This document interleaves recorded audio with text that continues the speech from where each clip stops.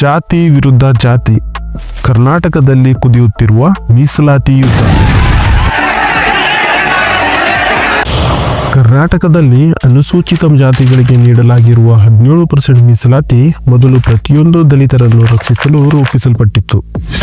ಅದು ಒಂದು ಛತ್ರಿಯಂತೆ ದುರ್ಬಲರಿಗೆ ಆಶ್ರಯ ನೀಡಬೇಕಾಗಿತ್ತು. ಆದರೆ ಇಂದು ಅದೇ 17% ಮೀಸಲಾತಿ ಜಾತಿ ವಿರುದ್ಧ ಜಾತಿ ಹೋರಾಟಕ್ಕೆ ಕಾರಣವಾಗುತ್ತಿದೆ. ಒಮ್ಮೆ ಒಗ್ಗಟ್ಟಿನಿಂದ ಹೋರಾಡುತ್ತಿದ್ದ ಸಹೋದರ ಸಹೋದರಿಯರು ಇಂದು ಅದೇ ಕಾಲೇಜು ಸೀಟ್, ಅದೇ ಸರ್ಕಾರಿ ಉದ್ಯೋಗ, ಅದೇ ಹುದ್ದೆಗಾಗಿ ಪರಸ್ಪರ ಎದುರು ಬದುರು ನಿಂತಿದ್ದಾರೆ. ಪ್ರಶ್ನೆ ಏನೆಂದರೆ, ಸಮಾಜವನ್ನು ರಕ್ಷಿಸಲು ಮಾಡಿದ್ದ ವ್ಯವಸ್ಥೆಯೇ ಸಮಾಜವನ್ನು ಒಡೆಯುವಂತೆ ಹೇಗೆ ಬದಲಾಯಿತು? ಮತ್ತು ಈ ಗೊಂದಲದಲ್ಲಿ ಜನಸಾಮಾನ್ಯರು ಕಣ್ಣೀರು ಹಾಕುತ್ತಿರುವಾಗ ರಾಜಕಾರಣಿಗಳು ಮಾತ್ರ ಸಂತೋಷದಿಂದ ಭುಜ ತಟ್ಟುತ್ತಿರುವುದು ಯಾಕೆ? ಇದರ ಉತ್ತರವೇ ಮುಂದಿನ ಚುನಾವಣೆಯ ಫಲಿತಾಂಶವನ್ನು ಬದಲಾಯಿಸಬಹುದು.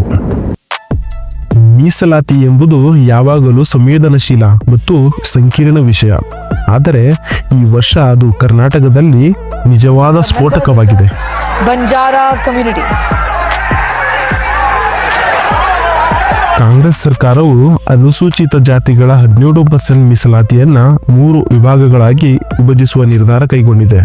ಎಡಗೈ ದಲಿತರಿಗೆ 6%, ಬಲಗೈ ದಲಿತರಿಗೆ 6% ಮತ್ತು ಲಂಬಾಣಿ, ಭೋವಿ, ಕೊರ್ಮ, ಕೊರಚ ಮುಂತಾದ 64 ಜಾತಿಗಳಿಗೆ 5% ಮೀಸಲಾತಿ. ಉಳಿದೆಲ್ಲ ಅಲ್ಪ ಪ್ರಮಾಣವನ್ನು ಸ್ಥಿತಿಗತಿಗೆ ಬಿಡಲಾಗಿದೆ.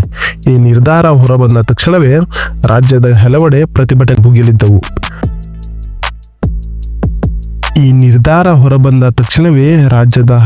ಪ್ರತಿಭಟನೆಗಳು ಸಿಡಿದು ಬಿದ್ದವು. ಕಲಬುರಗಿಯಲ್ಲಿ ವಿದ್ಯಾರ್ಥಿಗಳು ಹೆದ್ದಾರಿ ಬಂದ್ ಮಾಡಿದರು. ವಿಜಯಪುರದಲ್ಲಿ ಜಾತಿ ನಡುವೆ ಘರ್ಷಣೆ ಉಂಟಾಯಿತು. ಬೆಂಗಳೂರಿನಲ್ಲಿ ಇಂಜಿನಿಯರಿಂಗ್ ಸೀಟ್ ಕೇವಲ ಒಂದು ರ್ಯಾಂಕ್ನಿಂದ ತಪ್ಪಿಸಿಕೊಂಡ ತಾಯಿ ಫಲಕ ಹಿಡಿದು ನಿಂತಳು, ನನ್ನ ಬಡತನವನ್ನ ಇನ್ನೊಬ್ಬರ ಸೌಲಭ್ಯವನ್ನಾಗಿ ಮಾಡಿದ್ದೀರಿ ಎಂದು. ಈ ನಿರ್ಧಾರದ ಹಿಂದೆ ನಾಗಮೋಹನ್ ದಾಸ್ ಆಯೋಗದ ವರದಿ ಇದೆ. ಆಯೋಗವು 20 ವರ್ಷಗಳ ಪ್ರವೇಶದ ಮಾಹಿತಿಯನ್ನು ಸಂಗ್ರಹಿಸಿ ಒಂದು ಆಘಾತಕಾರಿ ಸತ್ಯವನ್ನು ತೋರಿಸಿತು. ಮೀಸಲು ಆಸನಗಳಲ್ಲಿ 80% ಕೇವಲ 2 ಜಾತಿಗಳಲ್ಲಿ ಕೈ ಸೇರಿತ್ತು. ಉಳಿದ 90ಕ್ಕೂ ಹೆಚ್ಚು ಉಪಜಾತಿಗಳು ಅಲ್ಪ ಪ್ರಮಾಣದ ಅವಕಾಶಕ್ಕಾಗಿ ಪರಸ್ಪರ ಹೋರಾಡುತ್ತಿವೆ. ಆಯೋಗ ಹೇಳಿದ್ದು ಇದು ನ್ಯಾಯಸಮ್ಮತವಲ್ಲ. ಸಣ್ಣ ಜಾತಿಗಳಿಗೆ ಅವಕಾಶ ಸಿಗಲು ಹಂಚಿಕೆ ಮರುರಚನೆ ಅಗತ್ಯ. ಕೇಳಲು ಸರಿಯಾಗಿ ತೋರುತ್ತದೆ, ಆದರೆ ಒಂದು ದೊಡ್ಡ ಪ್ರಶ್ನೆ ಉಳಿದೇ ಇದೆ. ಹಂಚಿಕೆಯನ್ನೇ ಮರುಹಂಚಿದರೆ ಅದು ಕೇವಲ ಅವಕಾಶವನ್ನೇ ಅಲ್ಲ, ಕೋಪವನ್ನು ಮರುಹಂಚುತ್ತದೆ. ಆ ಕೋಪವೇ ಹೆದ್ದಾರಿಗಳಲ್ಲಿ ಬೆಂಕಿ ಹಚ್ಚುತ್ತಿದೆ, ಕಾಲೇಜುಗಳಲ್ಲಿ ಪ್ರತಿಭಟನೆ ಹೆಚ್ಚುತ್ತಿದೆ ಮತ್ತು ಸಮಾಜವನ್ನು ಮತ್ತಷ್ಟು ತುಂಡು ಮಾಡುತ್ತಿದೆ. ನೋಡ್ರಿ ಸಿದ್ದರಾಮಯ್ಯನವರೇ, ಬಿಜೆಪಿ ಸರ್ಕಾರವನ್ನ ನಾವು ತೆಗೆದು ಒಗೆದಿದ್ದೀವಿ, ಸಮಾಜಕ್ಕೆ ಅನ್ಯಾಯ ಮಾಡಿದೆ ಅಂತೇಳಿ ಅವ್ರು 4% ಮೀಸಲಾತಿ ಕೊಟ್ಟಿದ್ರು ಕೂಡ ನಿಮಗೂ ಕೂಡ ಅದೇ ಗತಿ ಕಾಣಿಸ್ತೀವಿ ಅಂತ ಹೇಳಿ ಈ ಪ್ರತಿಭಟನೆ ಮೂಲಕ ನಾವು ರಾಜ್ಯದ ಮುಂಬರುವ ದಿನಗಳಲ್ಲಿ ಬರುವ 10ನೇ ತಾರೀಕು ರಾಜ್ಯಾದ್ಯಂತ ಪ್ರತಿಭಟನೆಯನ್ನ ಬೆಂಗಳೂರಲ್ಲಿ ಹಮ್ಮಿಕೊಂಡಿದ್ವಿ. ಧನ್ಯವಾದಗಳು.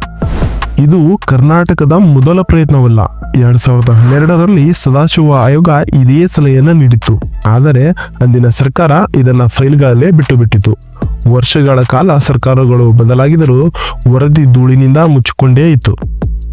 2021ರಲ್ಲಿ ಸುಪ್ರೀಂ ಕೋರ್ಟ್ ರಾಜ್ಯಗಳಿಗೆ ಅಸಮಾನ ಹಿಂದುಳಿಕೆ ತೋರಿಸಲು ಸಾಧ್ಯವಾದರೆ SC ಪಟ್ಟಿಯನ್ನು ಬದಲಿಸಬಹುದು ಅಂತ ಅನುಮತಿ ನೀಡಿತು. ಇದೇ ವೇಳೆ ಕಾಂಗ್ರೆಸ್ ತಕ್ಷಣವೇ ನಿರ್ಧಾರ ತೆಗೆದುಕೊಂಡಿತು. ಬಿಜೆಪಿ ಹೇಳಿತು, ನಾವು ಈ ಚರ್ಚೆ ಆರಂಭಿಸಿದ್ದೇವೆ, ಕ್ರೆಡಿಟ್ ನಮಗೆ ಸೇರುತ್ತದೆ. ಆದರೆ ಸತ್ಯ ಏನು ಗೊತ್ತಾ?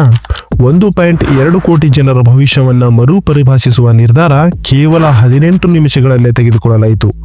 18 ನಿಮಿಷ. ಇಷ್ಟು ದೊಡ್ಡ ಸಾಮಾಜಿಕ ನ್ಯಾಯದ ವಿಚಾರಕ್ಕೆ ಇಷ್ಟೊಂದು ಚಿಕ್ಕ ಸಮಯ ಕೊಟ್ಟಿರುವುದನ್ನು ನೋಡಿ. ಜನರು ಈ ನಿರ್ಧಾರವನ್ನು ನಂಬದೇ ಇರುವುದೇ ಅಚ್ಚರಿಯಲ್ಲ. ಸರ್ಕಾರದ ನಿರ್ಧಾರದೊಂದಿಗೆ 3 ಹೊಸ ವರ್ಗಗಳು ಹುಟ್ಟಿಕೊಂಡಿವೆ. SC ಎಡ, ಮಾದಿಗರು, ಚರ್ಮ ಕಾರ್ಮಿಕರು, ದಲಿತ ಚಳುವಳಿಯ ಮೂಲಮುಖ.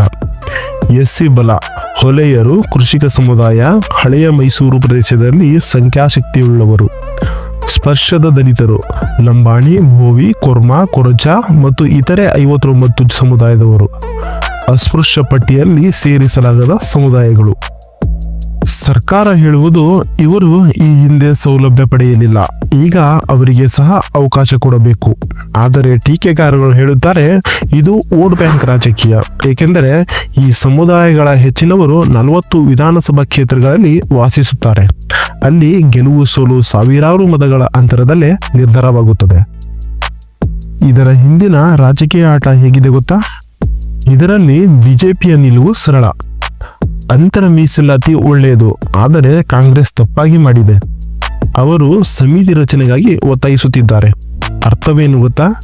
ಮಾದಿಗ ಮತವನ್ನು ನಿರೀಕ್ಷೆಯಲ್ಲಿ ಇಡಬೇಕು, ಹೊಲೆಯ ಮತವನ್ನು ಆತಂಕದಲ್ಲಿ ಇಡಬೇಕು.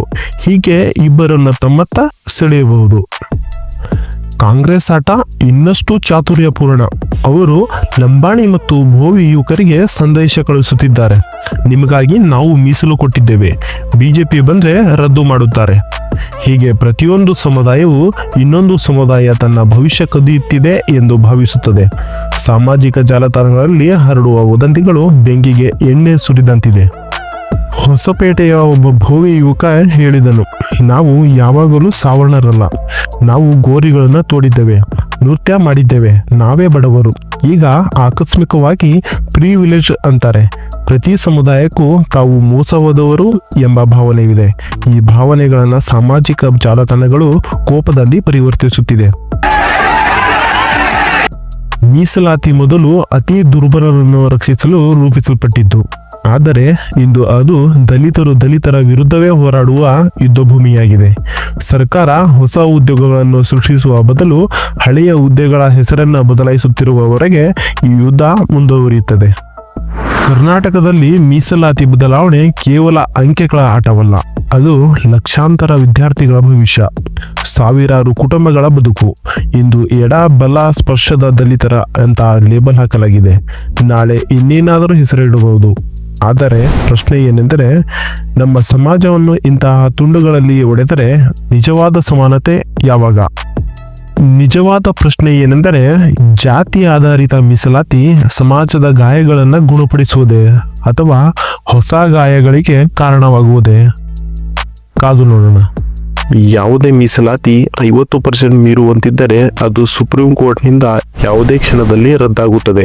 ಹಾಗಾಗಿ ಇಂದು 56% ಮೀಸಲಾತಿ ಕೊಡುತ್ತಿರುವ ರಾಜ್ಯ ಸರ್ಕಾರದ ಕ್ರಮ ವ್ಯರ್ಥವಾದರೂ ಆಶ್ಚರ್ಯವಿಲ್ಲ.